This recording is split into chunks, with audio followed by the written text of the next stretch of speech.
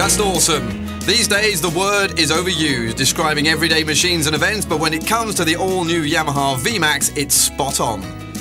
The concept, dimensions, look, philosophy, and most of all, performance and sensations it gives you are very simply awesome. Don't take our word for it though, judge for yourself. With 200 brake horsepower for 300 kilograms and truck-like torque at 17 mpg, the V-Max will get you from 0 to 100 km/h in less than 3 seconds. But the raw numbers don't do justice to the feelings procured from the large 1700cc four-cylinder engine. Its V4 at 65 degrees, 2 overhead cams and liquid cooling system offer the rider raw sensations as its look depicts. The Gen-H technology developed by Yamaha is based on a variable admission and electronically controlled throttle, much like a sophisticated injection unit that has one mission, and that is to make this big bike as lively as possible at all RPM levels, and even more so between 6,500 and 9,000, where its torque and power output is at its greatest. You can't help but notice the four eye-pleasing titanium exhaust pipes and the catalyzer. Yet in France anyway, legislators have limited motorcycles to a maximum 100 horsepower, the only country in the world, by the way, to enact such draconian laws. As such, fans of big power in France anyway will have to settle for half the power of this bike, and we're lucky enough to put it through its paces in sunny California. The party cycle is just as impressive as the motor, which wasn't at all the case in the first version of the V-Max. The diamond-shaped aluminium frame is rigid and light, the wheelbase measures at 1.7 meters, and the 5-speed multi-plate slipper clutch was created to handle the large 200mm rear tyre. The very large front fork inspires confidence, and the two 320mm disc brakes with radial 6-piston calipers are enough to bring this big bike to a complete stop.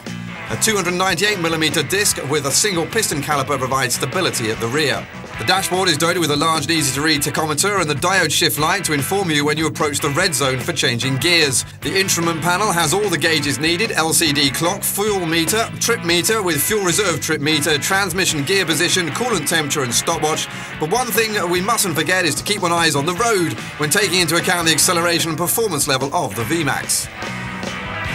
And now our test rider will hop aboard to get a taste of the exclusive pleasures that this extraordinary machine offers. And right from the start, the vivacity and the reactivity of the V-Max takes you to another dimension. At any time, at any speed and in any gear, or nearly, all one needs to do is give the gas some oomph, and acceleration is immediate and phenomenal. There's nothing revolutionary in the geometry, and a 300-kilogram motorcycle will never handle like a scooter, even at slow speeds. The clutch, though, is enduring and consistent, the gearbox is precise and quick, and the transmission is silky smooth despite all the power and grunt.